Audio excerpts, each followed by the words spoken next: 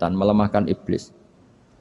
Wa qala Mujahid, khina unzilat Fatihatul Kitab ronna fastama indahu asyayatin. Jadi ketika Fatihah itu turun, iblis itu terkapar lah kira-kira. Sampai dijenguk banyak setan. Jadi kamarnya di ICU lah kira-kira gitu kalau sekarang itu. Entah Covid entah enggak tahu, pokoknya di ICU sampai dijenguk banyak setan. Enggak tahu bawa apa enggak tahu, pokoknya dijenguk banyak setan. Ono yang nyangoni karena ini apa? Ketuanya apa? Pingsan, sakit. Jadi iblis itu sakit sampai dijenguk anak buahnya setan-setan. Ya, semoga kalian semua tidak kenal setan. Kalau kenal berarti teman, apa?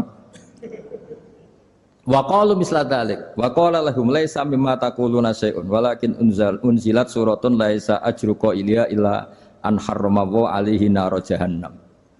Saya ini bukan sakit fisik kata iblis. Kamu tidak usah jenguk saya, datangkan dokter terbaik, tidak usah. Saya ini tidak sakit fisik. Saya ini sakit karena ada surat yang diturunkan, yang pahala yang melafatkan surat itu pasti selamat dari neraka. Padahal misi terbesar saya ini supaya manusia masuk neraka. Sekarang punya tamengnya. Wah pusing kan? Ya seperti orang lah goda sampean ternyata sampean setia itu kan pusing. Nah ternyata tidak setia itu yang akhirnya ribet kan itu.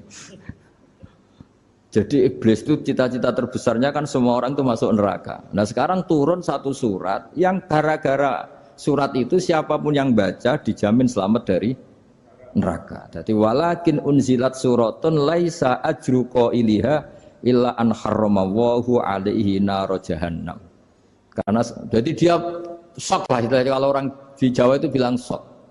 Aduh sial nasib saya ini umat nggak bisa saya goda lagi karena punya tamengnya tadi punya. Qadba tolakai dukum makrukum. Rekayasa kalian sekarang itu tidak ada gunanya semua. Nah, ini alhamdulillah di Indonesia kelihatan kan banyak yang miskin, banyak yang susah. Tapi selagi mereka masih sholat, itu keinginan mencari halal itu masih tinggi. Kayak apa kita di tengah kota, jauh dari anak istri, jauh dari tetangga. Biasanya kalau orang jauh dari anak istri, tetangga kan sakar PDW. Tapi yang soleh masih banyak, sudah jauh dari keluarga tetap lurus. Loh, kalau yang dekat lurus kan wajar, konangan wong akeh kan. Ini sudah jauh masih lurus. Nah ini nggak lepas dari barokahnya surat apa? Surat Fatihah tadi. Jadi karena ada surat yang menjamin pelafalnya atau qailiha terbebas dari api neraka. Wa qalat as-sayatinu lahu is ayyusai'in ta'muruna ya maulana.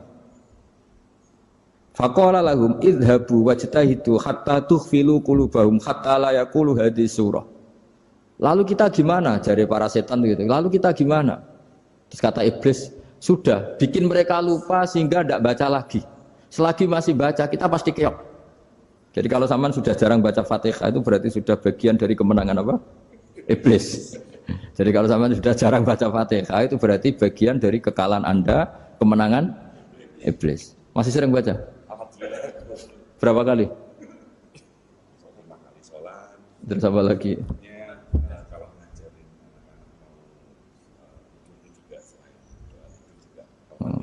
Kok 5 kali tok itu? Berarti pas sholat fardu tok itu? Enggak 5 kali itu mendingan itu 17. Kamu itu ngitungnya jangan 5 ini. 5 waktu itu berarti lumayan kan? Berapa? 17 ya? Iya. 17 ya? Ya. 17 tapi kalau makmum tuh sering separuh kan, apalagi makmum tarawih. Ya kan? Makmum tarawih itu bacanya Fatihah ada yang sempurna enggak ya? Ya enggak lah. Baru alhamdulillah rabbil alamin ruko ikut ruko ini gitu. Makmum kan yang tarawih lah. Kalau tarawih jarang sempurna ya. Fatihahnya itu. Kan imam sudah ruko. Kamu bacanya Fatihah sampai mana tuh? Baru setengah ya. Ya paling pas tarawih aja kan enggak sempurna ya. Apalagi kalau imamnya sing kilat tuh waduh malah. Nah, ketika Fatihah itu sebegitu keramatnya, sebegitu topnya, itu setan rapat singkat cerita itu yang tadi dipimpin oleh iblis yang sedang terkapar apa? Terus tadi obatnya enggak ada, cuma dia shock karena ada surat yang turun yang melafatkan itu pasti selamat dari apa? Neraka. Nah ini gimana saran Anda? Sarannya adalah bikin orang-orang itu lupa, tidak baca Fatihah. Nah ini rapatnya iblis. Idhabu wajtahidu hatta tufilu qulubahum hatta la yaqulu hadhihi surah. Kala yuksiru qiraataha wa la yakunu lahum ajrun wa thawabun bal yakunu lahum adzabun wa iqabun.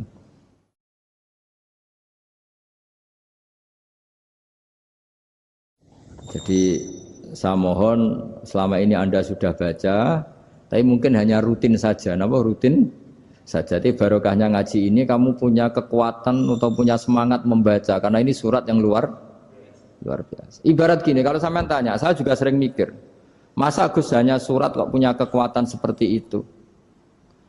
Di dunia ini kata Allah, mulai Nabi Adam sampai kiamat, nggak ada yang bisa menandingi kekuatan kalimah. Kalimah itu kata-kata, nggak ada yang bisa menandingi kata-kata.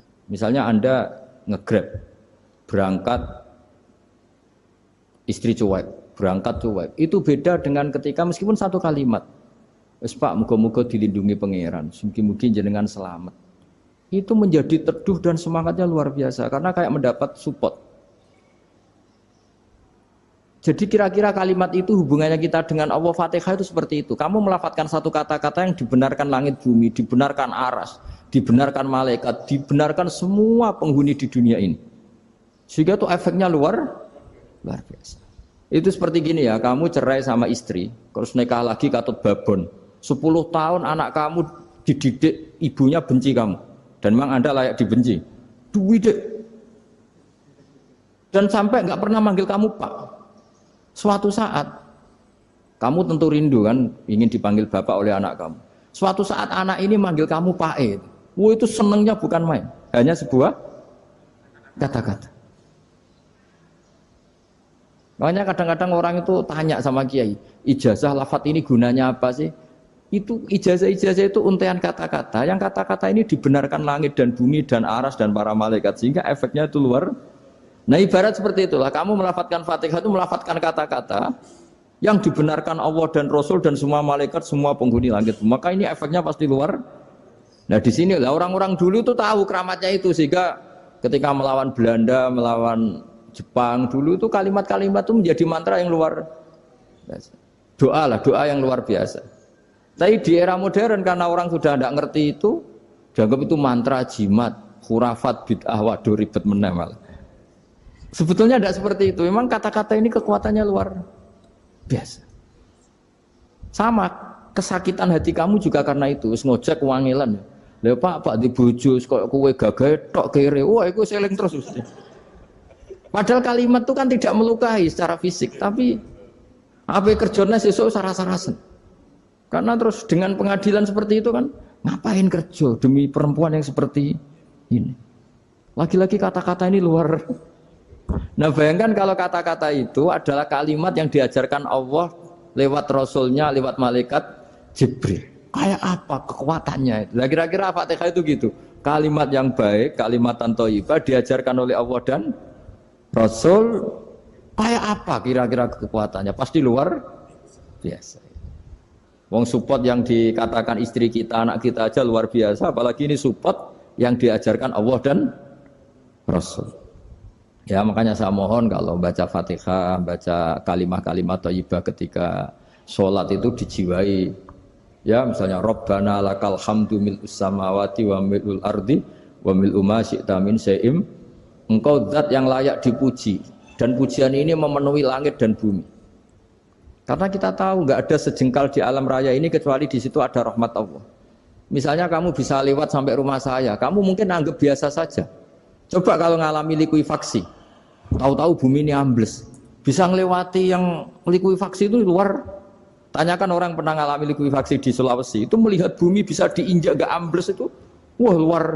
Dan sampean nggak ngalami itu sehingga lewat bumi ya biasa aja. Coba kalau ngalami seperti tidur, ya biasa aja.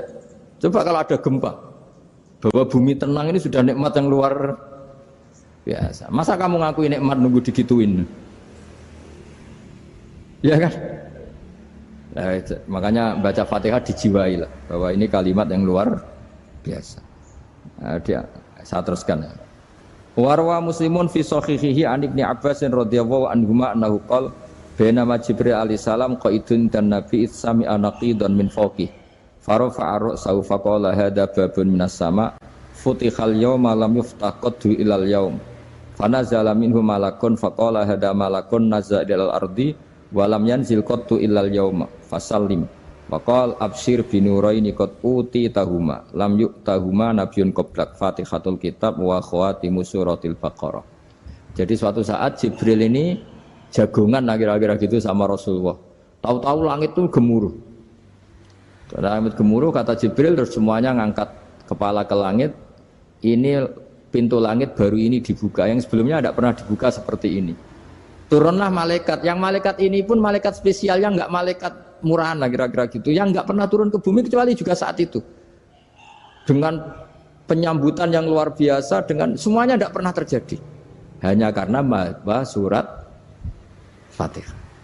Jadi ini surat yang luar biasa, pengawalannya lewat malaikat yang spesial, enggak pernah turun di bumi kecuali saat itu.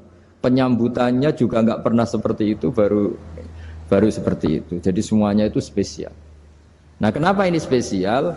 Karena di situ ada isi puja-puji kepada Allah Subhanahu wa Ta'ala. Ada ikrar kita, alhamdulillah rabbil alamin, ar-rahmanir rahim. Ikrar ini penting. Kalau contoh paling gampang gitulah. Kamu punya istri selama ini cerewet terus. Suatu saat ngomong, Pak, tak angen-angen rawono wong lanang kayak sampeyan. Wah, itu langsung tidak ada lelaki sebaik engkau. Itu sama senengnya, masya Allah. Karena ada ikrar dari seorang istri ke kamu. Nah, bayangkan kalau ikrar kita sebagai hamba diakui oleh Allah Subhanahu, maka ikrar ini akan dicatat sebagai kebaikan kita yang kita panen nanti di akhirat. Karena ada ikrar. Kita ikrar bahwa alhamdulillah rabbil alamin. Kita ikrar ar-rahmanir rahim. Kita ikrar maliki yaumiddin. Kita ikrar iyyaka na'budu wa iyyaka nasta'in. Ya, sampean misalnya jadi orang Indonesia, ketemu orang Indonesia yang makmur di Jerman, terus lupa Indonesia. Kamu orang Indonesia? Enggak, saya enggak orang Indonesia. Mangkel gak kira-kira? Mangkel. Karena salah ikrar kan gitu. Ya, jadi saya mohon jangan anggap kalimat itu hal yang biasa, tapi luar biasa. Nggih, ngoten mawon. Assalamualaikum warahmatullahi wabarakatuh.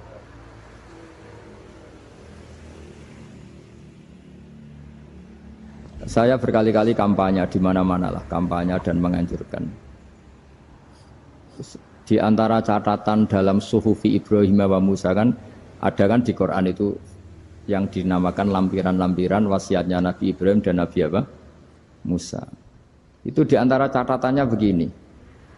Orang yang punya akal itu adalah orang yang bisa menikmati sesuatu yang baik. Misalnya gini, contoh gampang gini.